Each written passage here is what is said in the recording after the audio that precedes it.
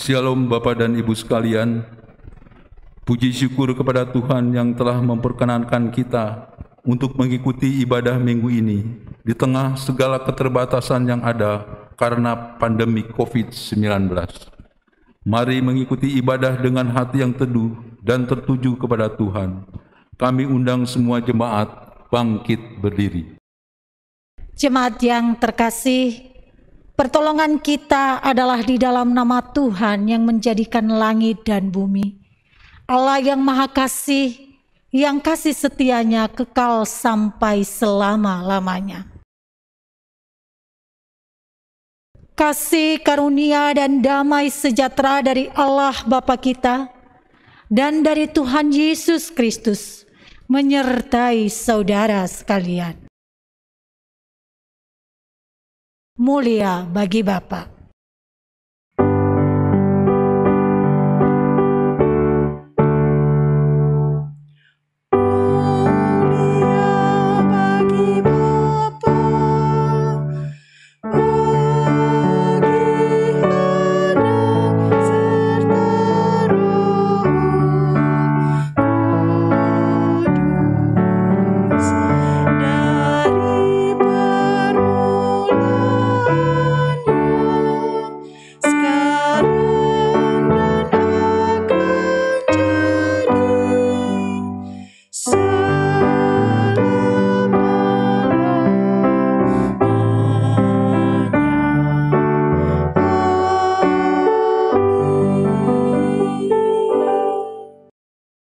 Jemaat yang terkasih dalam Tuhan Yesus Kristus, nas pembimbing dalam ibadah minggu ini terambil dari Matius 7 ayat 21 sampai 23. Bukan setiap orang yang berseru kepadaku, Tuhan, Tuhan, akan masuk ke dalam kerajaan sorga, melainkan dia yang melakukan kehendak Bapa-Ku yang di sorga.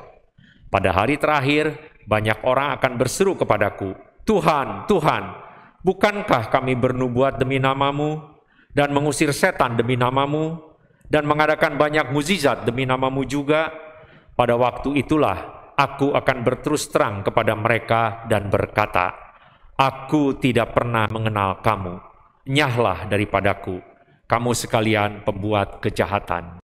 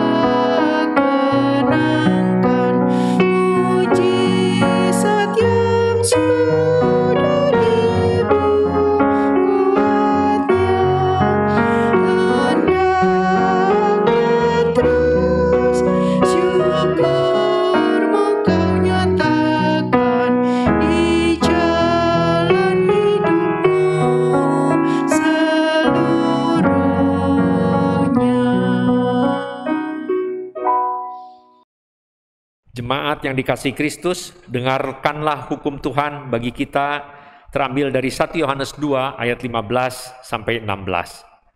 Janganlah kamu mengasihi dunia dan apa yang ada di dalamnya. Jikalau orang mengasihi dunia, maka kasih akan Bapa tidak ada di dalam orang itu. Sebab semua yang ada di dalam dunia, yaitu keinginan daging dan keinginan mata, serta keangkuhan hidup, bukanlah berasal dari Bapa, melainkan dari dunia. Jemaat yang terkasih dalam Tuhan Yesus Kristus, marilah kita bersama-sama merendahkan diri di hadapan Tuhan untuk mengakui segala dosa dan kesalahan kita kepadanya, serta memohon pengampunan atas segala dosa dan kesalahan kita. Marilah kita tundukkan kepala untuk berdoa. Allah Bapa kami di surga, tolong ampunilah kami ya Tuhan. Sekali lagi firman-Mu menegur kami pada hari ini, bahwa benar kehidupan kami masih sering diisi dengan keinginan mata serta keangkuhan hidup. Ini semua bukan berasal daripada-Mu ya Tuhan, melainkan dari dunia yang akan berujung kepada maut. Untuk itu ya Tuhan, ampunilah segala kesalahan kami ini yang kami perbuat baik dengan sengaja maupun tidak sengaja, baik dengan pikiran maupun dengan perkataan. Untuk itu ya Tuhan, tolong terimalah doa pengampunan dosa kami ini ya Tuhan, karena kami panjatkan di dalam nama Tuhan kami Yesus Kristus. Amin. Bagi saudara yang telah mengaku segala dosa dan kejahatannya di hadapan Allah dan sungguh-sungguh bertobat, dengarkanlah berita anugerah pengampunan seperti tertulis di dalam Mazmur 78 ayat 38. Tetapi ia bersifat penyayang, ia mengampuni kesalahan mereka dan tidak memusnahkan mereka. Banyak kali ia menahan murkanya dan tidak membangkitkan segenap amarahnya. Berdasarkan firman Tuhan ini, maka sebagai hamba Yesus Kristus, saya memberitakan bahwa pengampunan dosa telah berlaku bagi kita dalam nama Bapa, Anak, dan Roh Kudus. Amin.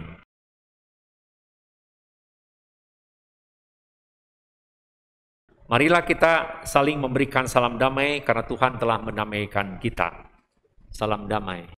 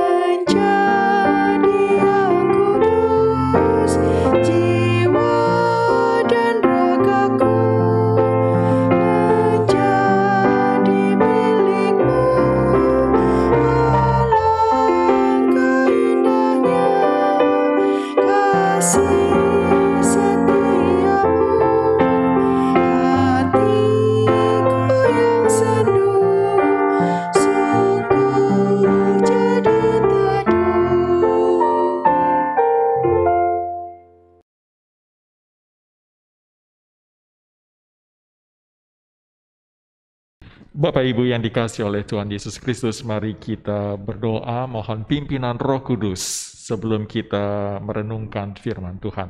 Mari kita berdoa. Bapa di dalam surga, Kami bersyukur ya Tuhan bahwa Engkau memberikan kami kesempatan waktu demi waktu untuk kami dekat dengan Engkau. Saat ini kami akan mendengarkan firman-Mu. Kiranya Roh Kudus menolong kami, membawa kami ke dalam kebenaran, supaya kami dapat mengerti dan dimampukan untuk melakukan firman-Mu. Tolonglah kami ya Tuhan, supaya hidup kami semakin serupa dengan Tuhan kami, Yesus Kristus. Hanya di dalam nama Tuhan Yesus kami berdoa. Amin. Pembacaan firman Tuhan diambil dari surat 2 Petrus pasal 2. Surat 2 Petrus pasal 2 ayat 1 sampai 22. Dengarkanlah firman Tuhan. Sebagaimana nabi-nabi palsu dahulu tampil di tengah-tengah umat Allah, demikian pula di antara kamu akan ada guru-guru palsu. Mereka akan memasukkan pengajaran-pengajaran sesat yang membinasakan. Bahkan mereka akan menyangkal penguasa yang telah menebus mereka, dan dengan jalan demikian segera mendatangkan kebinasaan atas diri mereka. Banyak orang akan mengikuti cara hidup mereka yang dikuasai hawa nafsu, dan karena mereka jalan kebenaran akan dihujat.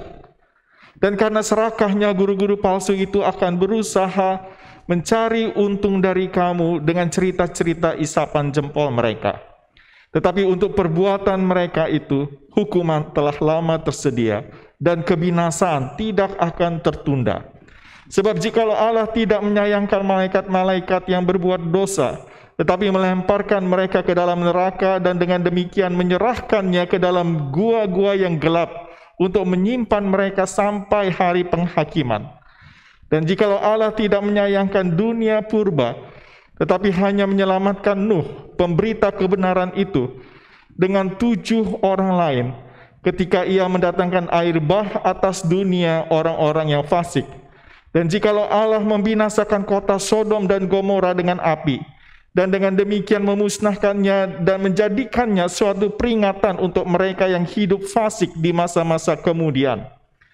Tetapi ia menyelamatkan Lot, orang yang benar, yang terus-menerus menderita oleh cara hidup orang-orang yang tak mengenal hukum dan yang hanya mengikuti hawa nafsu mereka saja. Sebab orang benar ini tinggal di tengah-tengah mereka dan setiap hari melihat dan mendengar perbuatan-perbuatan mereka yang jahat itu, sehingga jiwanya yang benar itu tersiksa. Maka nyata bahwa Tuhan tahu menyelamatkan orang-orang saleh dari pencobaan, dan tahu menyimpan orang-orang jahat disiksa pada hari penghakiman, terutama mereka yang menuruti hawa nafsunya karena ingin mencemarkan diri dan yang menghina pemerintahan Allah. Mereka begitu berani dan angkuh sehingga tidak segan-segan menghujat kemuliaan. Padahal malaikat-malaikat sendiri, yang sekalipun lebih kuat dan lebih berkuasa daripada mereka, tidak memakai kata-kata hujat kalau malaikat-malaikat menuntut hukuman atas mereka di hadapan Allah. Tetapi mereka itu sama dengan hewan yang tidak berakal, sama dengan binatang yang hanya dilahirkan untuk ditangkap dan dimusnahkan. Mereka menghujat apa yang tidak mereka ketahui, sehingga oleh perbuatan mereka yang jahat, mereka sendiri akan binasa seperti binatang liar, dan akan mengalami nasib yang buruk sebagai upah kejahatan mereka. Berfoya-foya pada siang hari mereka anggap kenikmatan.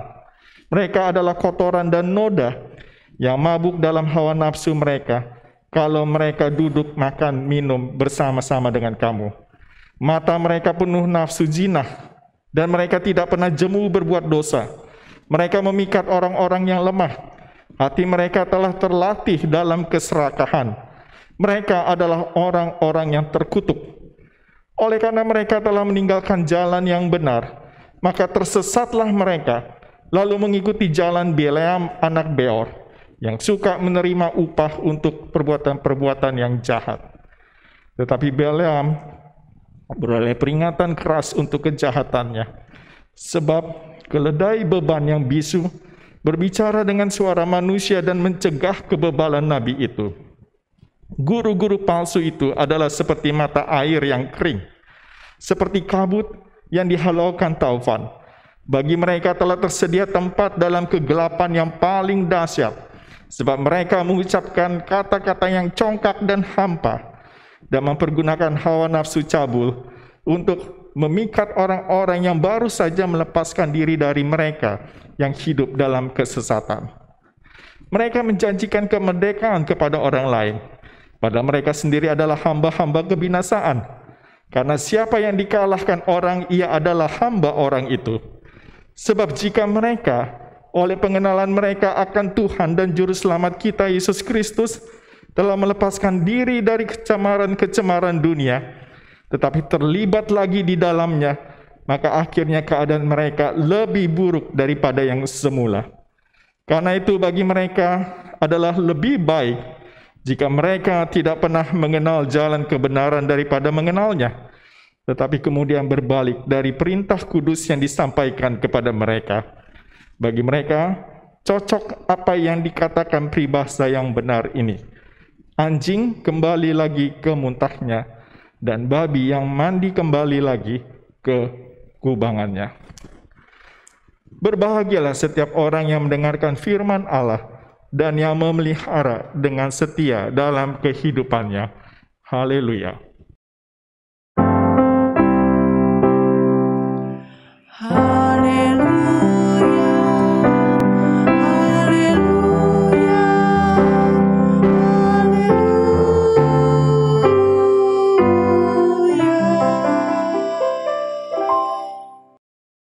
Shalom Bapak Ibu.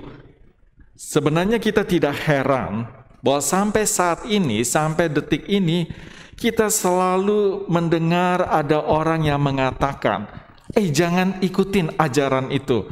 Hati-hati dengan gereja A, dengan gereja B. Hati-hati dengan pendeta ini, dengan ini segala macam. Karena mereka tidak sesuai dengan Alkitab. Bapak Ibu, sejak awal, umat Allah selalu menghadapi para penyesat. Dalam perjanjian lama, para nabi palsu terus-menerus menyesatkan umat Allah sehingga banyak umat Allah jatuh dalam dosa dan mereka tidak setia kepada Tuhan. Dalam Injil, Tuhan Yesus juga sudah mengingatkan para muridnya, waspadalah supaya jangan ada orang yang menyesatkan kamu. Dan pada hari ini Bapak Ibu, kita akan mendengarkan peringatan dari seorang hamba dan Rasul Yesus Kristus supaya kita waspada terhadap guru-guru palsu. Petrus Bapak Ibu mengingatkan bahwa guru-guru palsu itu ada di tengah-tengah jemaat.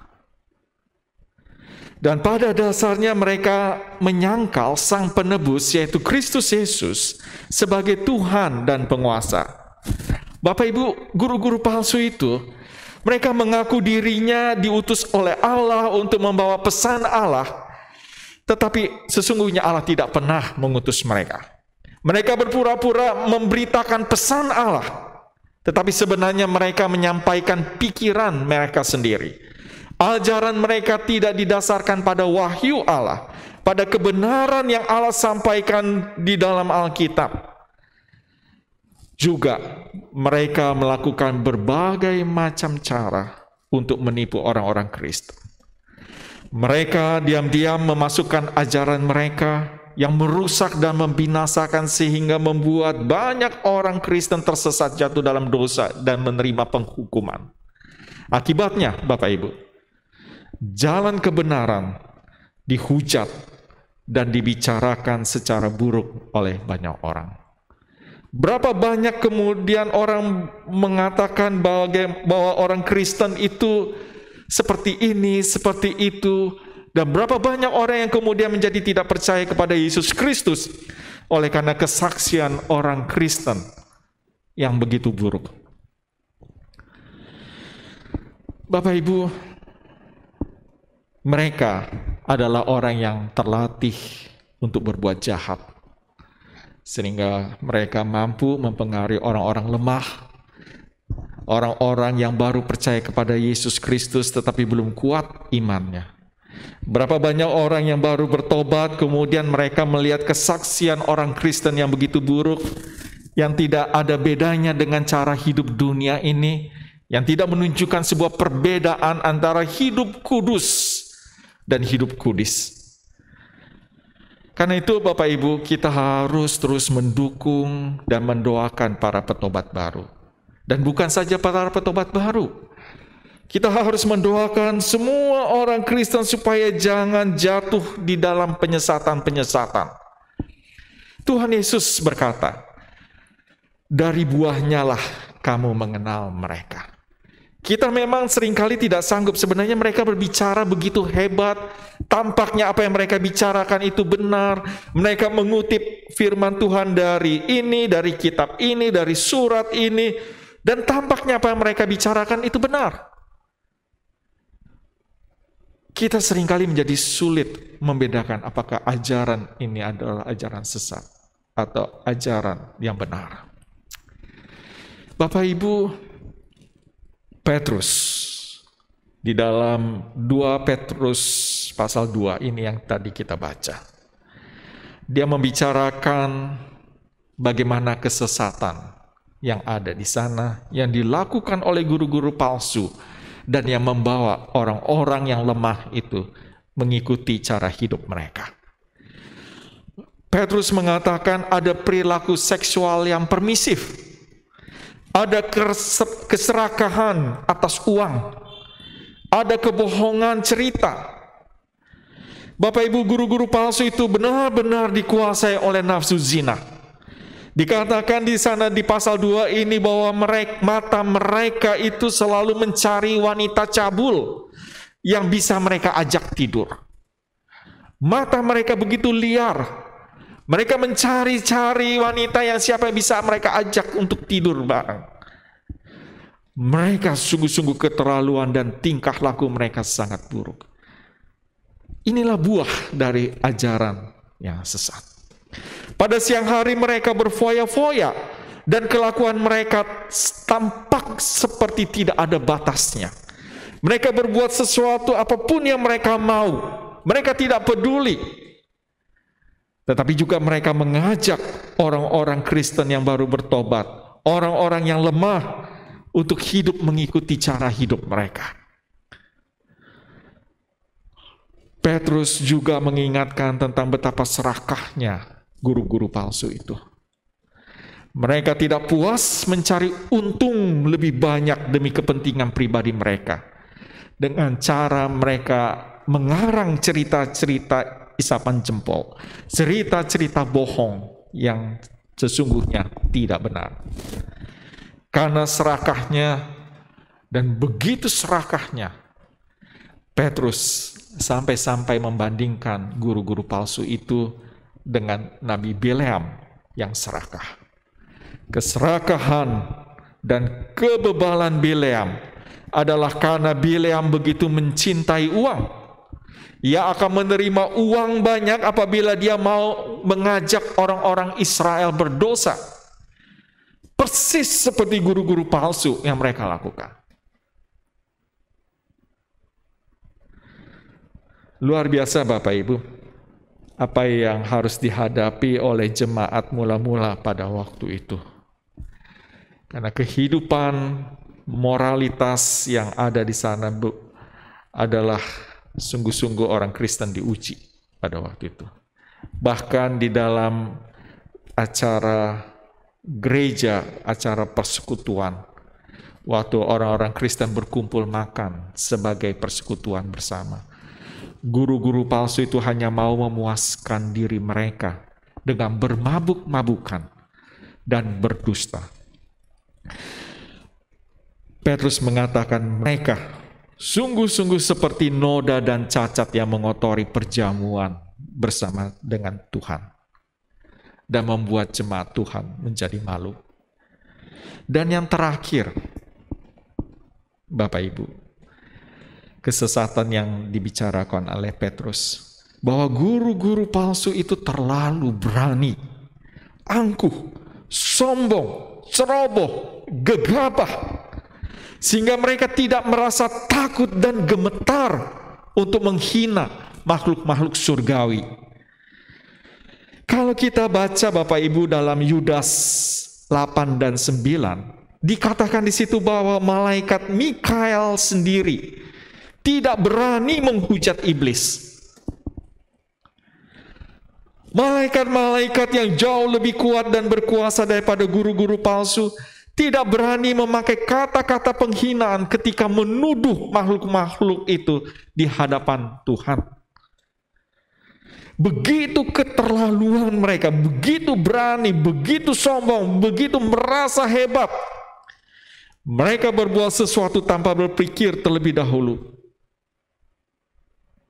Bahkan Petrus menganggap mereka seperti binatang hutan yang buas, yang lahir hanya untuk ditangkap dan dibunuh orang. Mereka sesungguhnya menghina hal-hal yang tidak mereka mengerti. Karena itu Bapak Ibu, saudara-saudari, Allah akan menghancurkan mereka sama seperti binatang hutan yang ditangkap lalu dibinasakan orang. Allah akan menghukum dan membinasakan mereka. Mereka pasti dan segera akan mengalami kebinasaan dalam waktu dekat. Mereka akan menderita sengsara karena mereka menyengsarakan orang lain. Itu adalah balasan yang akan mereka dapatkan setelah membawa banyak orang jemaat Kristen jatuh di dalam dosa dengan cara hidup yang begitu memalukan.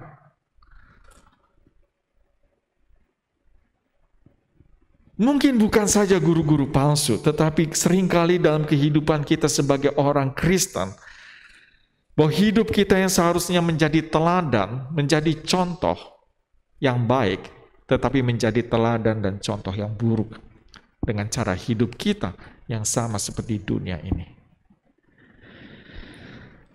Allah sudah lama sekali mempersiapkan penghukuman bagi orang-orang seperti itu. Melalui ayat 4-10 Bapak Ibu, Petrus mengajak kita untuk melihat bahwa Allah selalu menghukum mereka yang berbuat jahat. Sebaliknya Allah memberi hadiah bagi mereka yang setia kepadanya. Petrus memberikan 3 contoh dari Perjanjian Lama tentang bagaimana Allah menghukum mereka yang berbuat jahat. Petrus mengambil tentang soal malaikat yang berbuat dosa, manusia yang dimusnahkan oleh air bah pada zaman Nabi Nuh, dan penduduk kota Sodom dan Gomora yang dimusnahkan dengan api. Sebaliknya, Petrus melengkapi di sisi yang lain. Petrus melengkapi dengan contoh tentang bagaimana Allah menyelamatkan orang benar, yaitu Nuh dan Lot. Apa yang bisa kita pahami dari sini? Sebagaimana Petrus menyimpulkan bahwa Allah tahu cara menolong orang yang setia dan Allah akan melakukan penghukuman bagi orang yang tidak setia. Bapak Ibu, saudara-saudari yang dikasihi oleh Tuhan Yesus Kristus, apa yang kita boleh renungkan pada hari ini? Gereja wajib menyikapi, wajib mewaspadai dan menangkal guru-guru palsu dan ajaran mereka. Dan kesulitan yang ada pada saat ini, ketika semua orang bisa menonton, belajar banyak hal melalui internet, apakah kemudian orang mendapatkan sebuah postingan, sharing di WA untuk akses website tertentu, untuk belajar sesuatu, atau nonton melalui YouTube? Kekristenan diuji pada saat ini. Apakah dia sungguh-sungguh tahu akan ajaran yang benar? Atau kemudian dia terjebak oleh ajaran-ajaran yang membawa mereka jatuh jauh dari Tuhan, lalu jatuh di dalam dosa. Ajaran-ajaran sesat itu begitu pintarnya mereka merangkai sebuah ajaran pemikiran-pemikiran yang logis dengan mengutip ayat-ayat firman Tuhan yang membuat seakan-akan apa yang mereka ajarkan itu sebagai sebuah kebenaran. Dan berapa banyak kemudian anak-anak Tuhan menjadi jauh.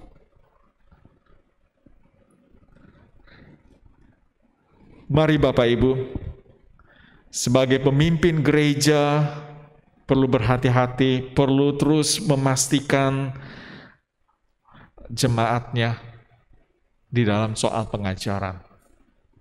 Termasuk apa yang mereka nonton, apa yang mereka pelajari. Memang sulit, tetapi bisa diajak untuk sambil ngobrol, ya, untuk mengetahui apa yang mereka tonton dan apa yang mereka pelajari. Sebagai pemimpin gereja harus waspada. Namun juga sebagai jemaat, sebagai gereja, kita harus waspada terhadap penyesat-penyesat itu. Biarlah Roh Kudus senantiasa menolong kita untuk peka terhadap setiap ajaran. Selalu rajin membaca firman Tuhan. Menyerahkan diri terhadap pimpinan Tuhan. Dan percaya bahwa Tuhan yang akan menolong bagaimana kita bisa tahu mana ajaran yang benar dan ajaran yang sesat. Kembali lagi saya ingatkan bahwa Tuhan Yesus berkata, dari buahnya lah kita tahu apakah itu ajaran yang benar ataupun ajaran yang sesat. Apakah itu seorang guru yang benar atau guru yang palsu. Amin. Mari kita saat teduh.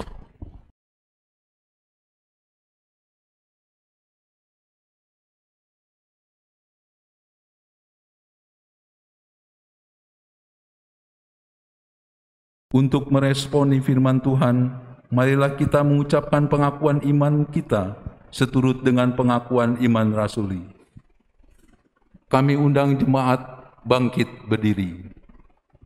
Hendaklah masing-masing berkata, aku percaya kepada Allah, Bapa yang Maha Kuasa, Khalik langit dan bumi, dan kepada Yesus Kristus, Anaknya yang tunggal Tuhan kita, yang dikandung dari Roh Kudus, lahir dari anak darah Maria, yang menderita di bawah pemerintahan Pontius Pilatus, disalibkan, mati dan dikuburkan, turun ke dalam kerajaan maut.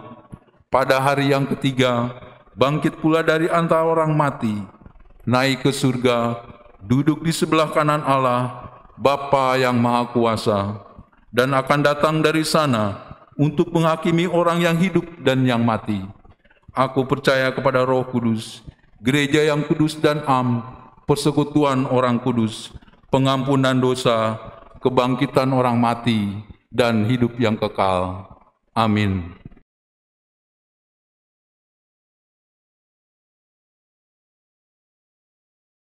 Bapak Ibu sekalian, demi menunjang pelayanan kita, ada beberapa penegasan warta yang perlu disampaikan dan dapat disimak melalui tayangan layar berikut ini.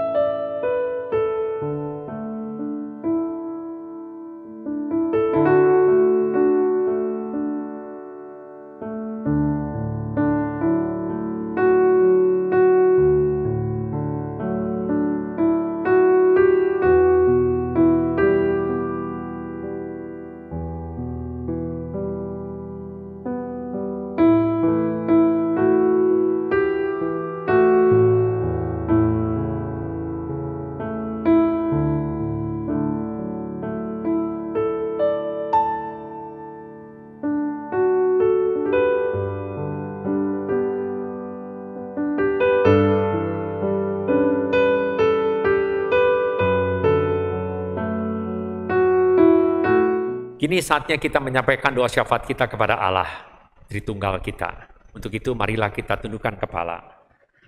Bapa di surga, benar-benar saat ini adalah saat yang sulit bagi kami semua ya Tuhan. Untuk itu kami betul-betul membutuhkan pertolongan yang hanya datangnya daripada-Mu saja. Terutama untuk setiap ibadah yang kami lakukan ya Tuhan. Baik ibadah umum maupun ibadah kategorial, terpaksa kami lakukan secara online. Untuk itu, biarlah Engkau mau menerima ibadah ini dan berkenan di hadapan-Mu, dan juga tetap jemaat mengalami pertumbuhan iman melaluinya ya Tuhan, dan sesuai dengan visi dan misi Gereja Kristus Kartini ini. Kami juga mohon agar Engkau mau menolong jemaat di dalam setiap masalah hidup yang dihadapi pada saat ini, baik ekonomi, studi, pekerjaan, masalah sakit penyakit, masalah rumah tangga, sehingga jemaat mengalami kekuatan, memiliki hikmat, dan dibukakan jalan keluar atas masalah yang ada. Kami juga berdoa untuk 8 suku rumpun Ogan di Lampung, Sumatera Selatan, yaitu Ogan, Aji, Belide, Enim, Lematang, Pegagan, Penesak, dan Rambang, agar mereka yang sudah percaya dapat menjadi garam dan terang bagi rumpun ini, serta agar gereja menyokong mereka di dalam doa, dana, dan daya. Doa juga untuk pembangunan sektor pertanian, usaha-usaha lainnya, modernisasi, pengembangan pariwisata, dan peningkatan perekonomian masyarakat setempat. Kami juga mohon pertolongan Allah bagi bangsa dan negara kami yang sedang mengalami masa sulit seperti ini ya Tuhan. PPKM yang terus diperpanjang, dan juga agar vaksin yang sudah tersedia dapat bekerja dengan baik dan efektif, sehingga dapat menolong bangsa dan negeri kami ini agar terlepas dari krisis yang diakibatkan oleh COVID-19. Kami juga terbeban ya Tuhan untuk jemaat yang sakit atau di dalam masa pemulihan beserta keluarganya yang mendampingi. Kami serahkan semua ke dalam tangan-Mu ya Tuhan, biar rahmat kasih-Mu yang melampaui segala akal bisa melindungi Ibu Sudibyo, Saudara Felis, Bapak Husen dan Ibu Anas, Ananda Eki Mardiansah, Ibu Cuswanyo, Bapak Tatang S, Ibu Siti Hasibuan, Ibu Berta, Ibu Diana, Bapak Setiabudi Brata Halim, Bapak Frederick Suryadi, Ibu Mariam Natasaputra, Ibu Ancelunin, Bapak Kiki, Ibu Lim Wilan, Bapak Andreas Wiryawan, Ibu Lalan, Bapak Suntek, Ibu Jenny, Bapak Ardan, dan Ibu Komalasari. Demikianlah doa-doa ini ya Tuhan yang jauh dari sempurna kami sampaikan ke hadirat-Mu. Biarlah Roh Kudus yang menyempurnakan dan Engkau mau menerimanya dan mengabulkan segala permohonan doa kami ini. Amin. Jemaat yang terkasih, marilah kita memberikan persembahan syukur kepada Tuhan dengan penuh sukacita dan kerelaan sebagai ungkapan rasa syukur kita atas segala berkat yang telah Tuhan nyatakan dalam kehidupan kita. Persembahan ini bisa dilakukan dengan 2 cara, yaitu secara virtual dengan mengirimkan ke rekening BP Gereja Kristus Kartini seperti tertera di layar, atau dimasukkan ke dalam kotak persembahan yang tersedia di depan pintu gereja setiap hari Minggu dan hari biasa. Marilah kita memberikan persembahan dengan mengingat firman Tuhan dalam 2 Korintus 8 ayat 4 sampai dengan 5 yang berbunyi, dengan kerelaan sendiri mereka meminta dan mendesak kami, supaya mereka juga beroleh kasih karunia untuk mengambil bagian dalam pelayanan kepada orang-orang kudus. Mereka memberikan lebih banyak daripada yang kami harapkan. Mereka memberi diri mereka, pertama-tama kepada Allah, kemudian oleh karena kehendak Allah juga kepada kami.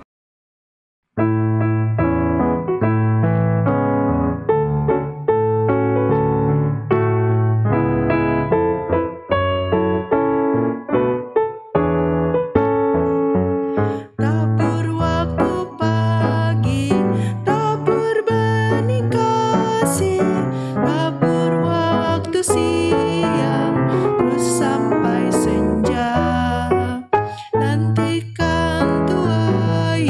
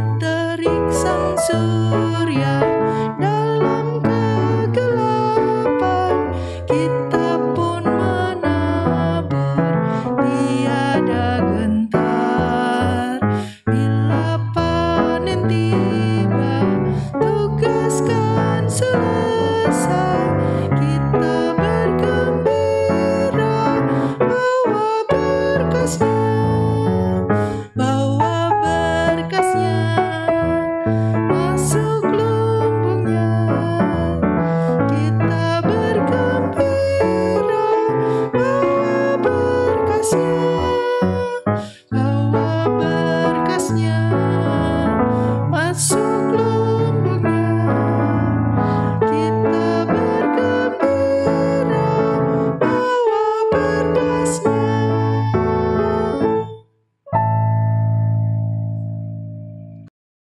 Mari kita berdoa. Allah Bapa dalam Yesus Kristus, terima kasih untuk berkat-Mu hari ini Tuhan. Di minggu pagi ini kami semua dalam keadaan sehat walafiat, di mana kami juga telah menerima berkat-Mu melalui firman-Mu yang boleh kami dengar pagi hari ini.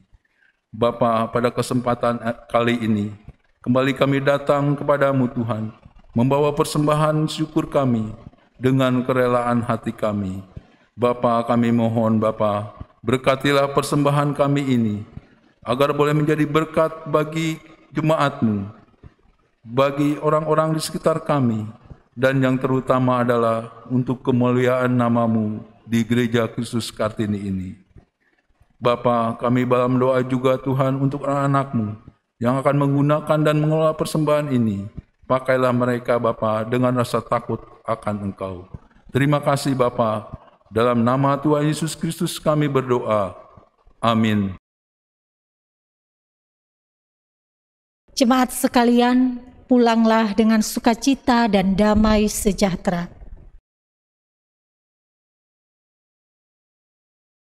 Arahkanlah hatimu senantiasa kepada Tuhan.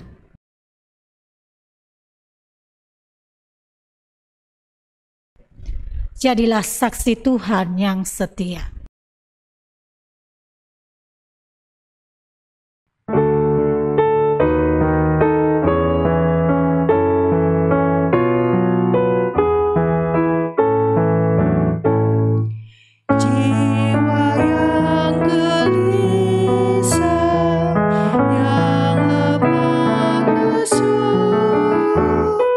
Dalam kesusahan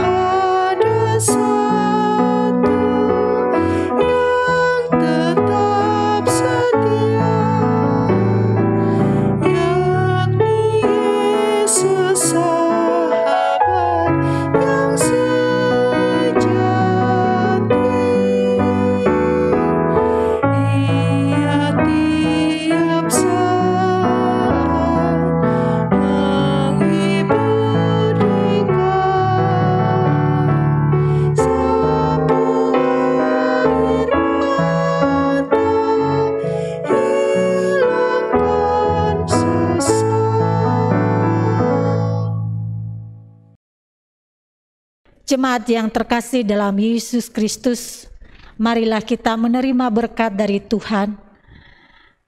Kasih karunia Tuhan Yesus Kristus dan kasih Allah Bapa serta persekutuan dengan Roh Kudus menyertai kamu sekalian dari sekarang sampai selama-lamanya. Amin.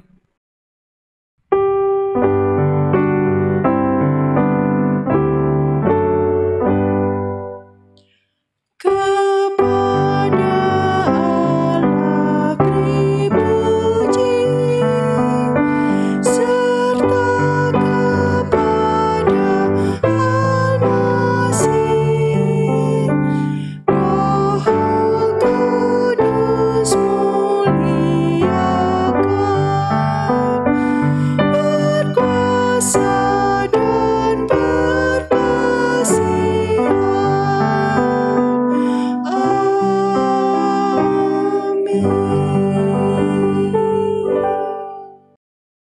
Ibadah kita selesai saat teduh.